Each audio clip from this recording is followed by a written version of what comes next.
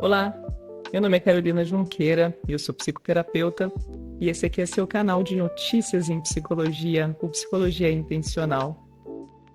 Hoje nós vamos falar sobre um assunto que permeia bastante os nossos meios de comunicação hoje em dia e que está afligindo muita gente, que é a ansiedade. Há uns dias atrás, eu fiz uma enquete numa rede social perguntando para as pessoas se elas já tinham sentido ansiedade. E o que elas sentiam quando elas percebiam que aquilo era ansiedade? Muita gente me respondeu aberto mesmo ali nas mensagens diretas. E teve muita gente que mandou um chat escondidinho nas mensagens ocultas para poder contar experiências da própria vida, para poder falar sobre ansiedade, para poder falar sobre o que desencadeava a ansiedade e como vivem com a ansiedade e na dificuldade da ansiedade. Para poder falar um pouco sobre isso, foi algo que tocou muito a mim e acho que toca todas as pessoas. Dentro dos consultórios de psicologia, a gente tem recebido pessoas que clamam pelo fim da ansiedade, né? As pessoas falam muito sobre ansiedade e estão cada vez mais imersas aí nesse mundo ansioso. Então eu quis fazer esse vídeo hoje para a gente poder conversar sobre as origens da ansiedade, sobre como que a ansiedade desemboca dessa forma na gente hoje. Na realidade, a ansiedade ela é um componente que ele faz parte de nós, ele faz uma parte estrutural no ser humano. E ele vem de um lugar bem mais antigo do que a gente imagina.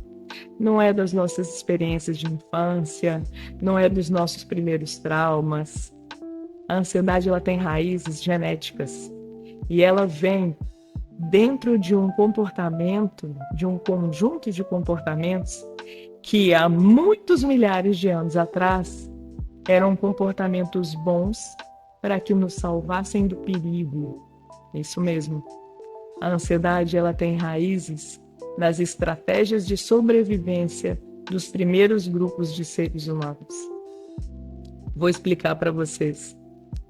Imagina que você vive num lugar sem porta, sem portão, sem tranca, sem trava.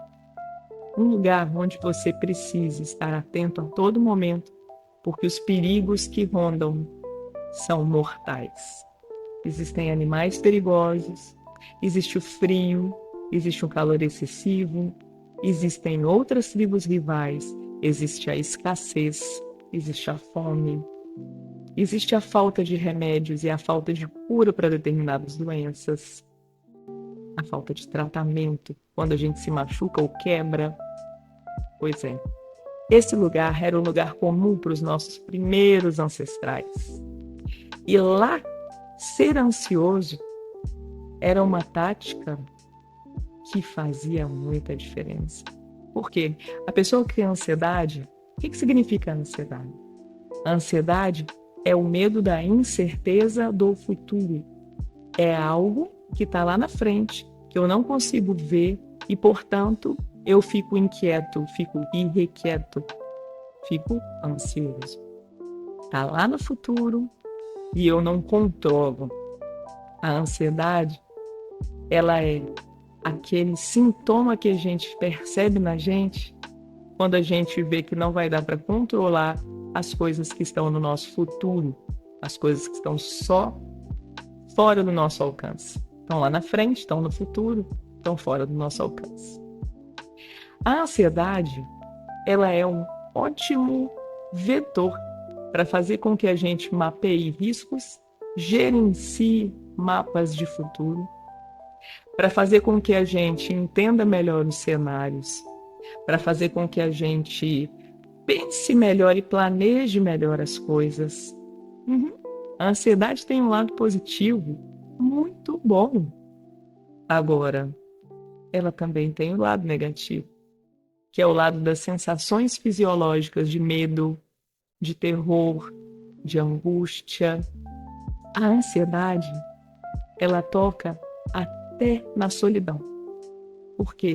Quando a gente teme o futuro, muitas vezes temer o futuro significa temer a solidão, temer o afastamento das pessoas que eu gosto, ou temer com que novas pessoas jamais se aproximem de mim. A ansiedade, ela traz várias coisas no nosso corpo.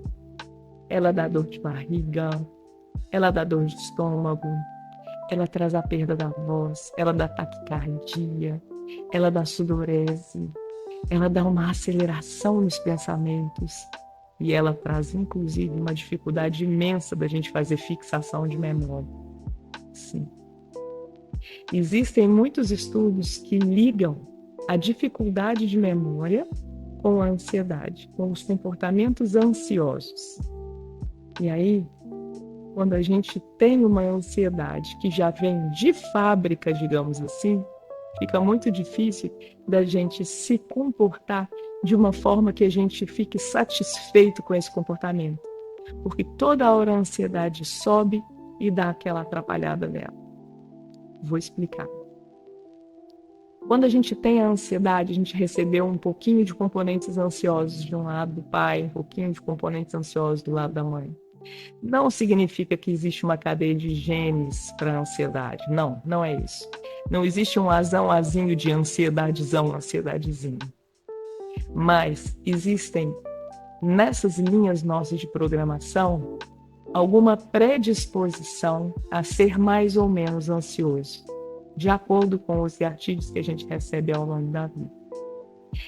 Há pessoas que têm níveis de cortisol, que é o hormônio do estresse, que são naturalmente mais altos do que outras pessoas.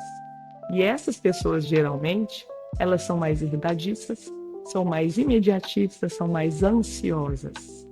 São pessoas que têm isso ali, na marcação genética delas. E lidar com isso é um desafio. Mas sabendo que é genético, talvez a gente consiga caminhar por lugares um pouco mais bem organizados e mapeados do que quando a gente não sabe de onde vem a nossa ansiedade. Pode ser que a sua ansiedade seja desencadeada por um trauma, pode ser que a sua ansiedade seja desencadeada por alguma falta, né? O importante é a gente conseguir identificá-la, entender como que ela funciona. Geralmente o ansioso, ele sabe que vai ter uma crise de ansiedade logo depois de um evento que foi um gatilho, antes da ansiedade chegar e se instalar ali.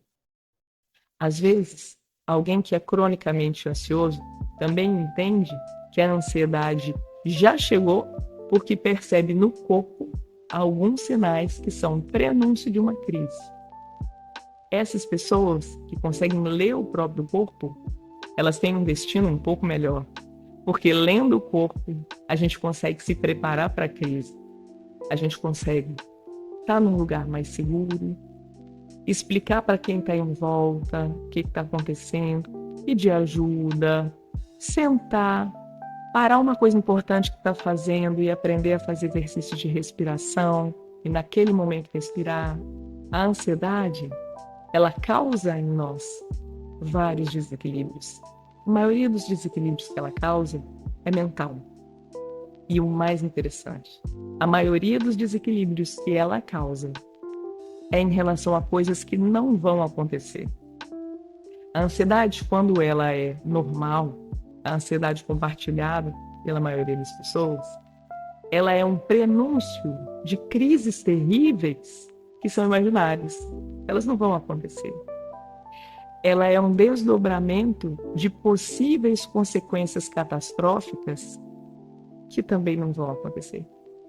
Mas no meio da crise da ansiedade, a gente tem certeza que todas as coisas terríveis vão acontecer. A gente sente que tudo que é mais catastrófico vai acontecer. Que tudo que é monstruoso para nós vai acontecer. E aí, ela pega a nossa consciência e ela transforma numa nuvem cobrindo a nossa visão. Ela impede que a gente consiga pensar com clareza, ela impede que a gente consiga planejar, ela impede que a gente consiga agir de modo a se organizar internamente, aqui e aqui. Carol, o que eu faço durante uma crise de ansiedade? Pois é. Durante uma crise de ansiedade, dependendo do grau da sua crise, a gente tem algumas coisas que a gente consegue fazer.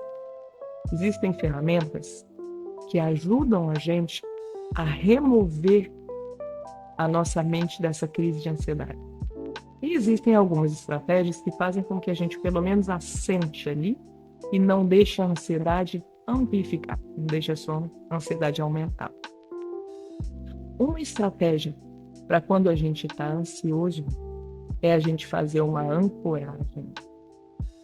A ancoragem, ela consiste no seguinte: durante uma crise de ansiedade, onde eu não consigo enxergar muito bem mais o que está acontecendo, onde está me dando taquicardia, onde a minha respiração tá diferente, onde eu percebo que eu estou perdendo o controle das coisas, a primeira coisa a fazer é conseguir um cantinho onde eu possa sentar.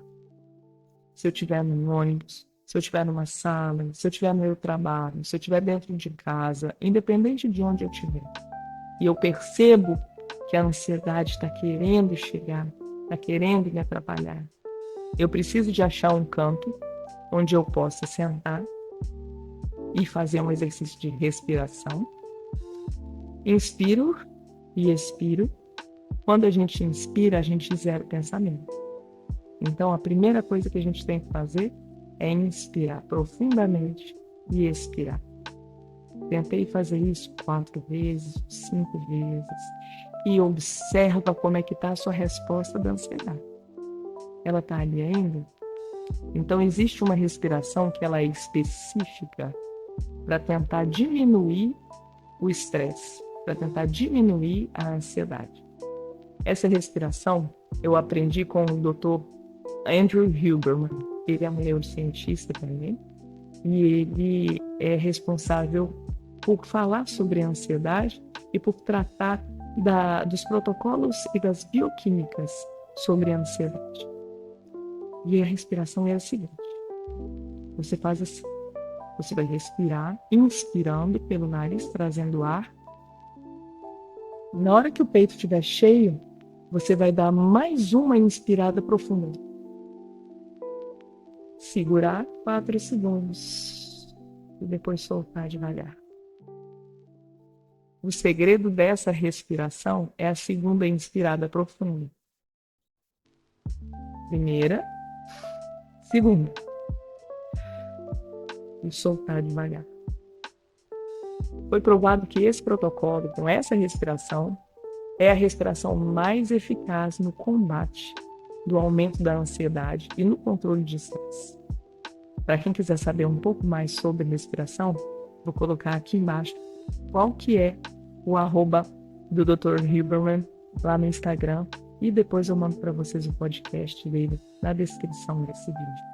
Esse cara, ele tem muitas técnicas muito bacanas para todo tipo de ansiedade, estresse crônico, ansiedade aguda, ansiedade crônica. E os exercícios de respiração fazem toda a diferença na nossa vida, porque eles regulam até a liberação do cortisol. Agora, voltando para a nossa ancoragem, porque a primeira parte da ancoragem é fazer exercício de respiração, certo? E a segunda parte da ancoragem é a percepção dos elementos que estão à minha volta.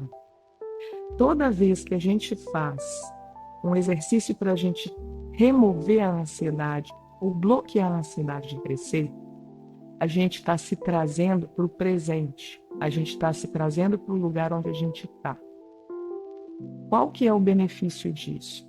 O benefício é remover o futuro dessa equação, porque a ansiedade é a insegurança em relação ao futuro.